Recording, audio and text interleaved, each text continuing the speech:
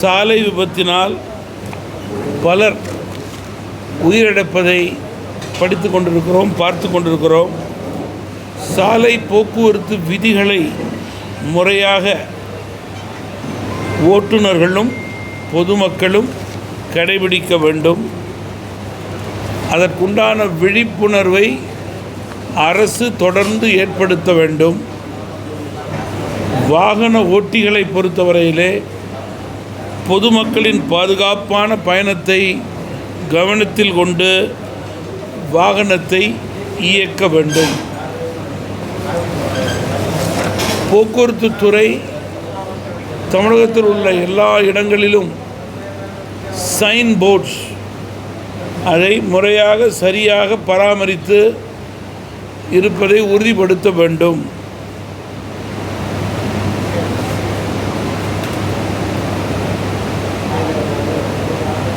தமிழகத்தில் குற்றவாளிகளை தேடி காவல்துறையினர் கண்டுபிடித்து சட்டத்தின் முன் நிறுத்தி தண்டனையை பெற்றுத்தர வேண்டும்.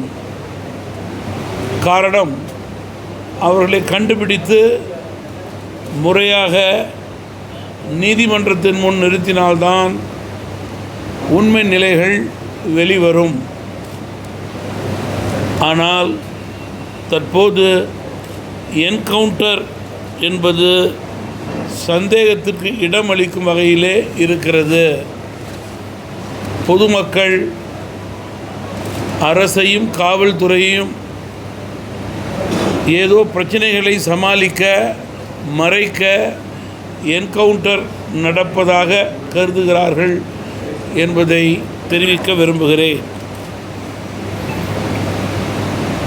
தமிழகத்தினுடைய சட்டம் ஒழுங்கு நாளுக்கு நாள் சீர்குலைந்து கொண்டிருக்கிறது. கொலை, கொள்ளை, திருட்டு, செயின் பறிப்பு சம்பவங்கள் தொடர்ந்து நடந்து கொண்டிருக்கிறது. பாலியல் குற்றங்களும் தொடர்ந்து கொண்டே இருக்கிறது. இதற்கெல்லாம் காரணங்கள் ஒன்று டாஸ்மாக், இன்னொன்று போதைப் பொருள்.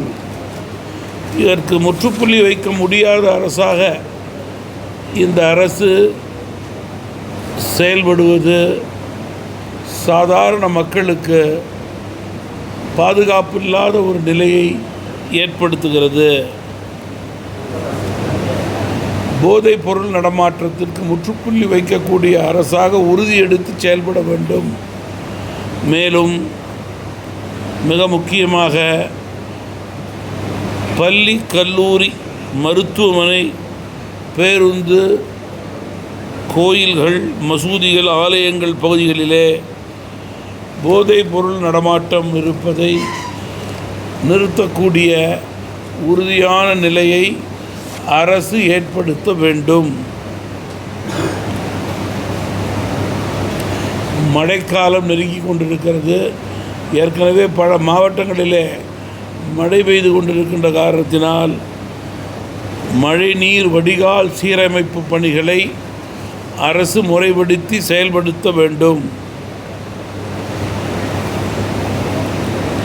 மழைநீர் தேக்கத்தால் மக்களுக்கு நோய்கள் வருவதை தடுப்பதற்கான முன்னெச்சரிக்கை நடவடிக்கைகளை சுகாதாரத்துறை எடுக்க வேண்டும். தமிழக முன்னாள் அமைச்சர் செந்தில் பாலாஜி ஜாமீன் வெளில வந்திருக்காரு.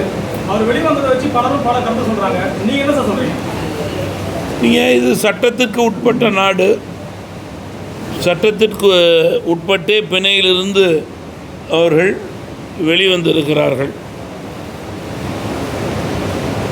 அதே நேரத்தில் சாட்சிகள் எந்த விதத்திலும் கலைக்கக்கூடாது என்பதிலே நீதிமன்றமும் உறுதியாக இருக்கிறது. அதை கண்காணிக்கக்கூடிய நிலையிலேயே இருக்கும். தமிழக அரசின் ஒத்துழைப்போட வந்து சாட்சிகளை கலைக்க வாய்ப்பு இருக்குன்னு சொல்றது சொல்லியிருக்காங்க. அந்த கருத்தை நீதிமன்றம் இறுதி முடிவு எடுக்கிறது. அதன் அடிப்படையிலே அவர்கள் 2 முறை கையெழுத்திடுவதற்கான நிர்பந்தத்தை ஏற்படுத்தியிருக்கிறது. நிச்சயமாக நீதிமன்ற கண்காணிப்பிலே தான் இருப்பார்.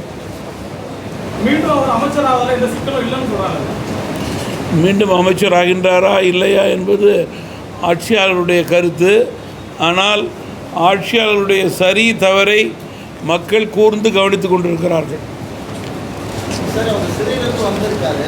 இப்போ அவரோட முதல்வரோட கருத்து வந்து ஒரு தியாகம் பெரிது, அதோட உங்களோட உறுதி பெரிது அப்படிங்கிற ஒரு கருத்தை முதல்வர் சொன்னாங்க. சரியா ஆட்சியிலிருந்து குற்றம் இல்லை, பொதுவாக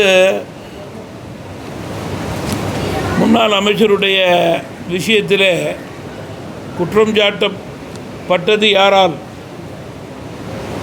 எதனால் விசாரிக்கப்பட்டது?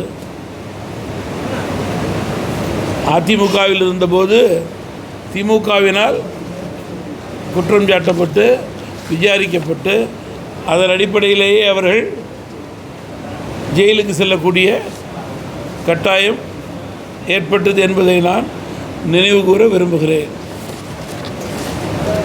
இப்போ மது ஒழிப்பு அப்படிங்கிறது ஒரு பெரிய பிரச்சனையாக அரசியலில் பெரிய சாதாரண சரி பண்ணிங்க. அதுக்கு என்ன சார் அதுக்கு மது ஒழிப்பு அப்படின்றது தமிழகத்துக்கு இப்போ என்ன மாதிரி அவசியம்?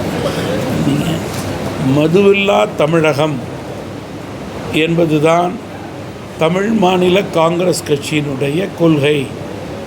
நிறுவனத் தலைவர் ஐயா மூப்பனார் இருந்த காலத்திலிருந்து இதனை